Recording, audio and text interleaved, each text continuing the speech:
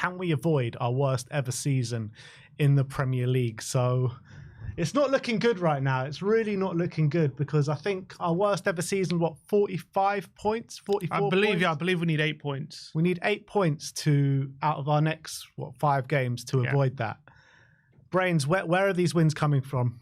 Doesn't look good, does it? It's like, especially as you can feel this thing with the fans, and like, just as a fan yourself, you're kind of like going into these games going, yeah, but like you almost make the excuse already. You're kind of going like, I heard so many people say, yeah, but we don't need this game. Like, so you're going into Premier League games going like, nah, yeah, we're not going to win this game. And it's like, that must be so negative and such a plague on like players stepping onto the pitch. And the kind of, obviously you could see the kind of stadium wasn't really full and buzzing. You can imagine players going out going, I mean, no one thinks we're going to win this game anyway. And like also them going, do we really need to risk injury and really go for it here? Like, fair enough. I actually thought like they kind of put quite a decent like showing of themselves. Like individually, a lot of people put a good showing together. And to be fair, other than an incredible goalkeeper, we probably should have won that game. Like it's. I wouldn't go ahead and say that we had an amazing performance or anything, but it's just you're kind of like, I feel like the players are quite fighting something quite difficult themselves here. Like they can acknowledge that you're in a really good situation and you can't risk that. Like if you're an individual player, you're kind of pulling out right? You're like, you wouldn't be, I want to be in this. I want to win there. I want to be in these games, And I couldn't help but think like, if you're a manager, you're, obviously you pull off like Mickey van der Ven, and it's quite clear we are kind of 1 foot out of these games. And so, then yeah, I don't think the onus is on these games. I don't think anyone really is caring too much about, and I don't think they can say that, but I think it's quite evident that these games are not really important, and it's got to all be about winning the Europa League. So I can't see it, and I think the only reason I think that maybe 1 or 2 games might come off is just because the vanquishing of that pressure. Because sometimes players start to relax, their legs aren't as tense. They kind of, because they're like, And I almost kind of think Tell was a little bit like that. He looked like he was a little bit more, he was losing the ball a lot. And he wasn't really beating his man, but you could see he was just like, who cares? Let's just keep going, So we might get something out of West Ham, but I don't really see where else we get any points. Let's go to Forms, who's a bit more positive, and see if he can find 8 more points this season. But where are they coming from? Because we got Liverpool away this weekend, then West Ham away, Palace at home, Villa away, Brighton at home to end it off. Or Palace at home, yeah. So where are those 8 points coming from? I think you look at the Palace and the West Ham games and you go, okay, we should be getting 6 points from those games. The main word being should. I think Anfield's always been a really easy place for us to go, so 3 points there. Yeah, always. If Arsenal lose tonight, they might have won the league already, so they might be on the beach. Yeah, fair play. I think, do I wholeheartedly, if I dig deep, believe that we can find those 8 points? Yeah, because our last game's what? Brighton. Mm-hmm.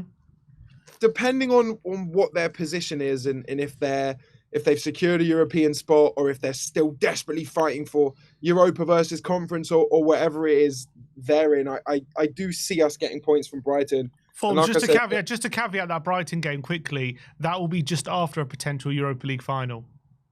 A few days after. Oh yeah, so when we win the Europa League, then who cares if we get 8 points or not? It doesn't matter. I'm just saying, the players are going to be absolutely hungover for that Brighton game. And so will I. Like, it doesn't matter at that point. You've had a successful season if you win silverware. And you look at the league this season and you look at where we are and you look at the performances and the results, and it just none of it's going to matter if we lift the trophy at the end of the season. Like, none of it's going to matter, to me anyway.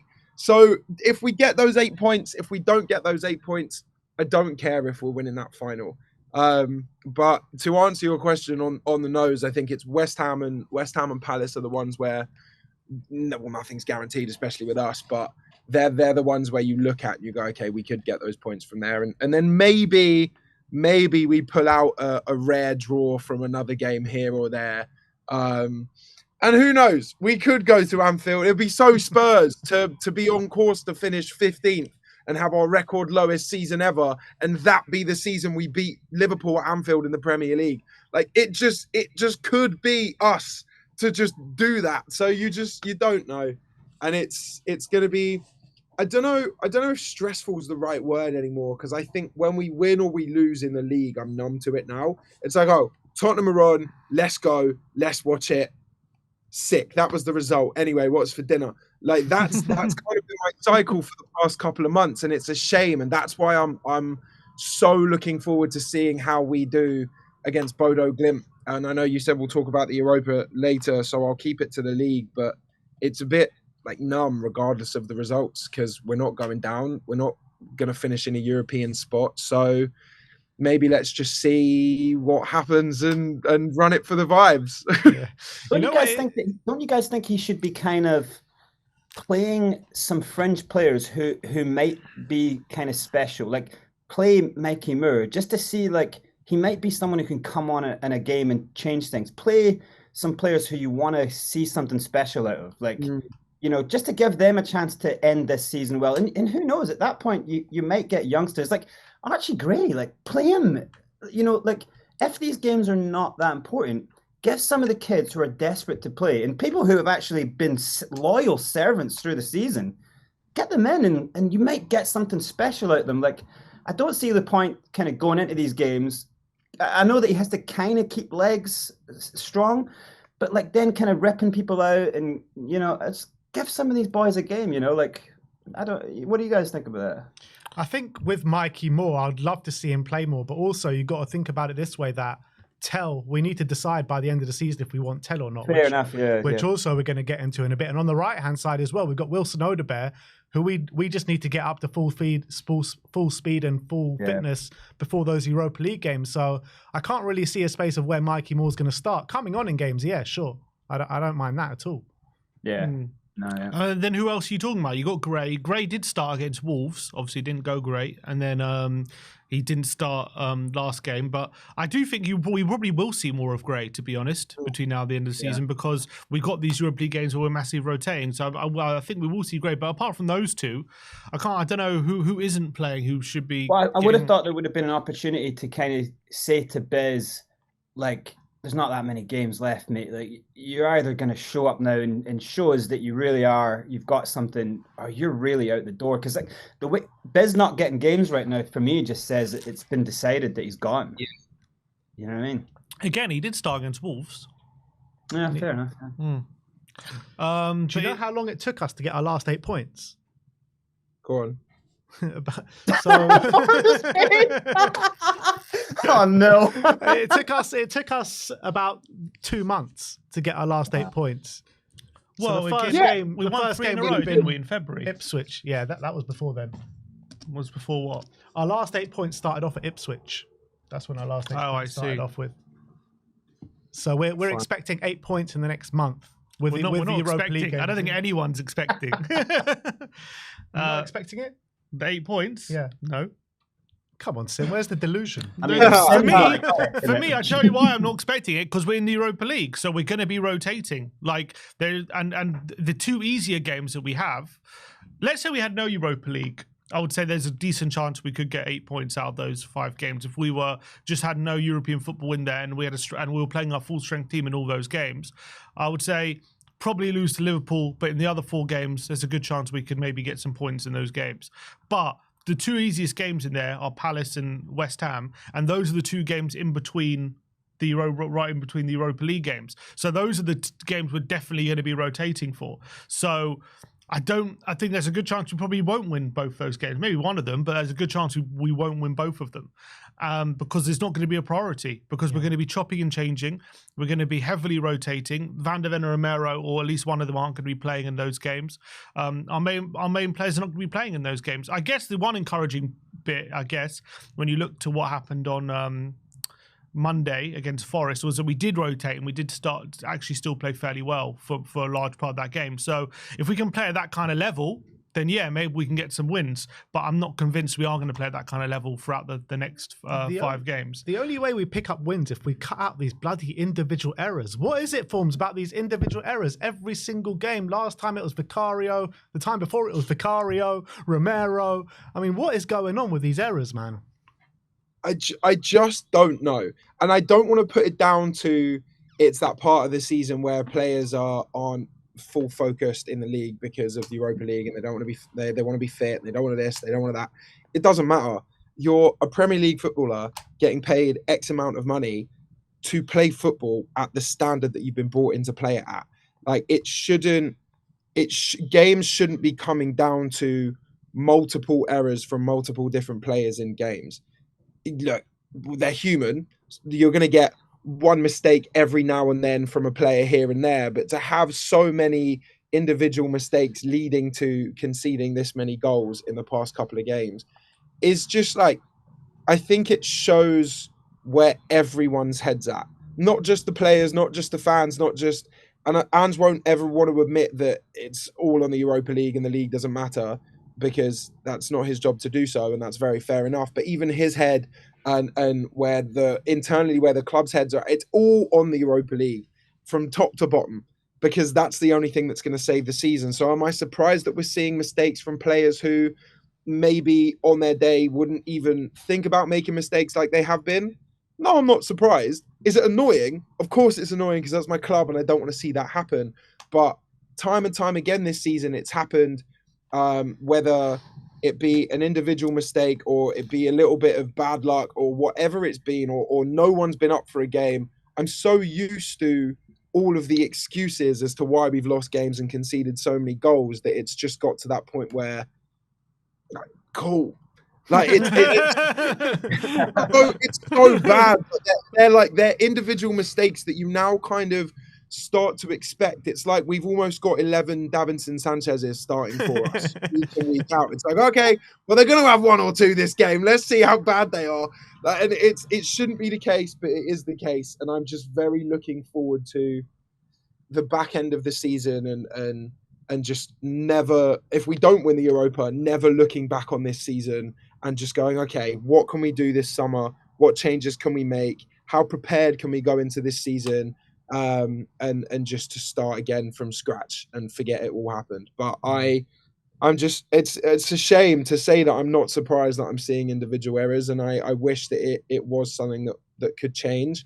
I don't necessarily think it's a confidence issue, even though we haven't really been winning games. I wouldn't say it's a confidence issue. I just say it's a focus issue, because they might be on the pitch playing against Nottingham Forest in the Premier League, but they're either thinking about how the hell we managed to do that away at Frankfurt, or they're thinking about how cold the AstroTurf's going to be in Norway. And that's fine, as long as they go and win. That's fine. Have your lapses in judgment, have your lack of focus in the Premier League for the next few games. We've seen it all season. Nothing's going to change my opinion on this season in the league or domestically. You do your thing. As long as you can put your money where your mouth is and show that you're lacking in focus for a reason, then fine. But it's like sitting ducks at this point. It's like we're waiting to find out whether all of this pain domestically has been worth it, and I can't take it. Here's a question: Did you guys see what happened on that one moment? Right, Romero makes the mistake the week before, running back towards Vicario. Vicario, I think he's bipedal. He's both-footed, right? Like he's supposed to be a two-footed goalkeeper, right?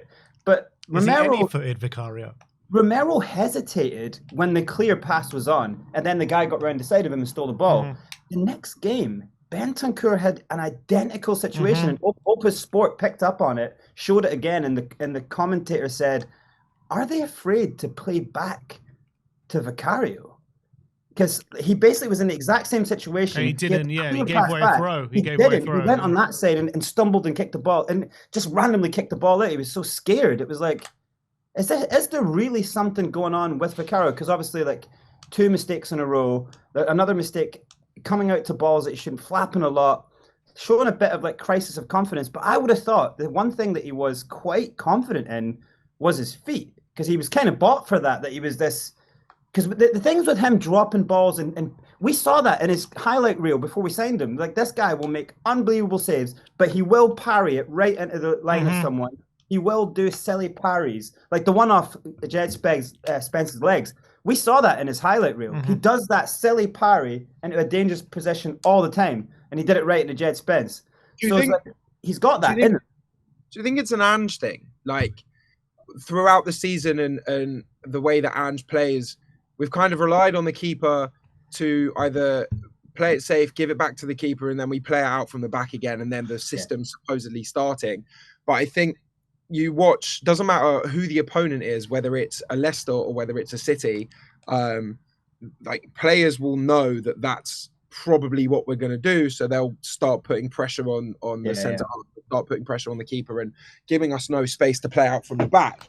Do you think that maybe we've tweaked the tactics slightly, and it's like, okay, well, maybe if you've got the ball and you're in that scenario, don't look for the keeper, try and play a risky pass just to try and get out of the sticky situation that we're in, and then go and fly? Didn't Ange say? I can't remember when it was, but he said in his press conference he said he doesn't want the players to pass back to the keeper because they're the ones with gloves on, so don't pass back to them all the time.